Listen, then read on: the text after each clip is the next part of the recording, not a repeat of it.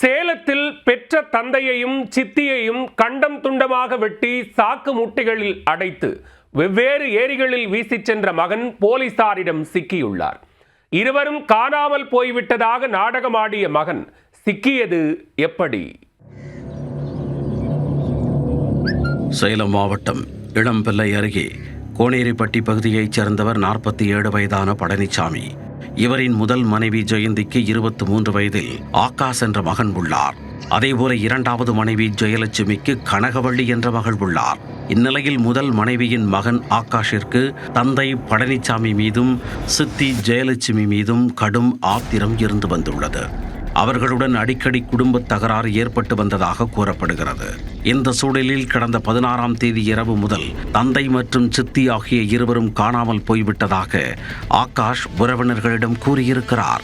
அதிர்ச்சியடைந்த உறவினர்கள் பல்வேறு இடங்களில் தேடியும் அவர்கள் கிடைக்கவில்லை. இதனால் உறவினர்களுக்கு ஆகாஷ் மீது சந்தேகம் ஏற்பட்டுள்ளது.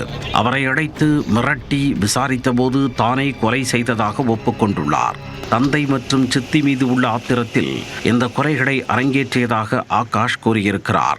கடந்த 16ஆம் தேதி இரவு தந்தை பழனிசாமி மற்றும் சித்தி ஜெயலட்சுமி ஆகியோரை கத்தியால் வெட்டி கொலை செய்த ஆகாஷ் சடலங்களை துண்டு துண்டாக வெட்டி மறைக்க திட்டமிட்டுள்ளார்.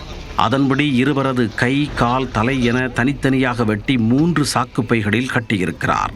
அதன் பின் ஏகாபுரம் ஏரியில் ஒரு மூட்டையையும், மகுடஞ்சாவடி அருகே உள்ள தாடையூர் வறண்ட ஏரியில் 2 மூட்டைகளையும் வீசிவிட்டு எதுவும் தெரியாதது போல் வீட்டிற்குள் சென்று பதுங்கிக் கொண்டுள்ளார்.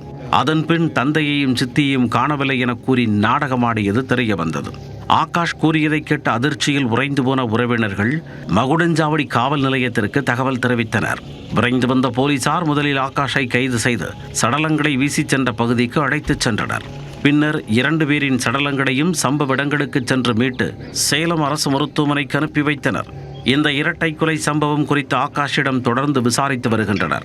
போலீசாரின் முதற்கட்ட விசாரணையில் தனது தந்தை பழனிசாமி தங்கையிடம் தவறாக நடக்க முயன்றதாகவும் இதற்கு சித்தி துணையாக இருந்ததாகவும் கூறியிருக்கிறார். அதனால் இருவரையும் கொலை செய்து விட்டதாக வாக்குமூலம் அளித்துள்ளார். இது உண்மையான காரணமா அல்லது வேறு ஏதேனும் காரணமா என போலீசார் தொடர்ந்து விசாரித்து வருகின்றனர்.